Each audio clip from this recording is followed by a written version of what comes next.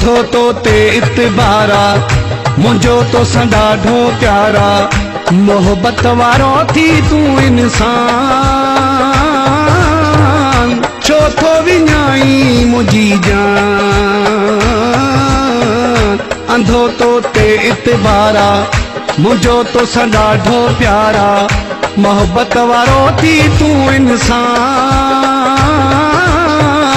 छो थो विञाई मुझी जान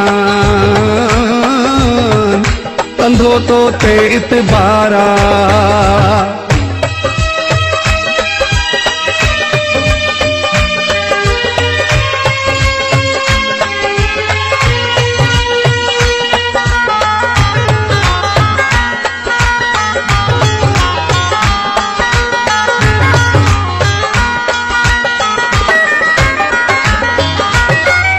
रात खेजे तू ॾींहुं चवंदो पो भी उन्हीअ आहियां ॻाल्हि ते बीहंदो। गुलशन सूमिरो प्यार पंहिंजे जी हद मूं कई आ तुंहिंजे इशारे ते उथंदो वेहंदो किथे क्यों मूं इनकारा मुझो तो ॾाढो प्यारा मोहब्बत वारो थी तू इंसान छो थो विञाई मुझी जान अंधो तो ते इतबारा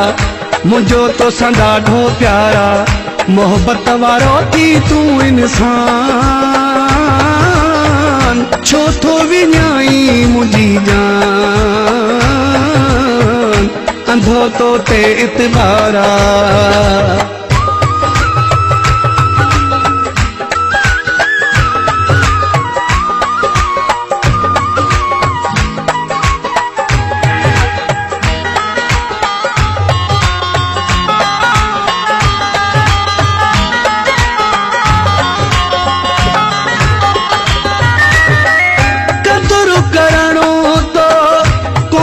सिखियो वा हालो पंजो तुझे अगियां रखियो वा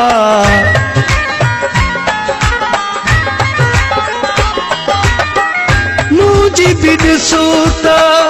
किस्मत मालिक नसीब तो संगे दिल सां लिखियो वा चाही तूं जो किरदारा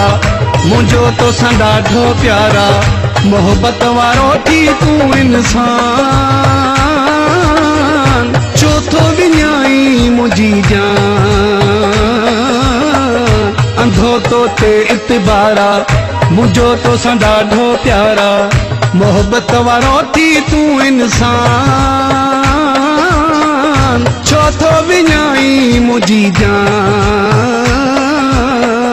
अंधो तो ते इतबारा।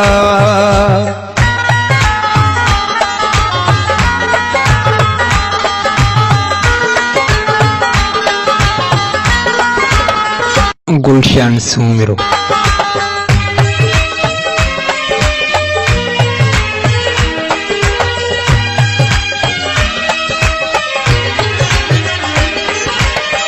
रेसुम ज़नो चए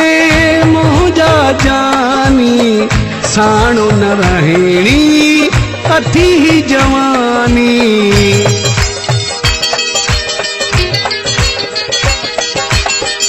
वक्त वयल खे केरु वराए चांजा नाहे इहा आसानी किसो मुझी दिल जो तारा तोसां मुझो ॾाढो प्यारा मोहब्बत वारो थी तू इंसान छो थो विञाई मुझी जान अंधो तो ते इतबारा मुझो तो ॾाढो प्यारा मोहब्बत वारो थी तू इंसान छो थो विञाई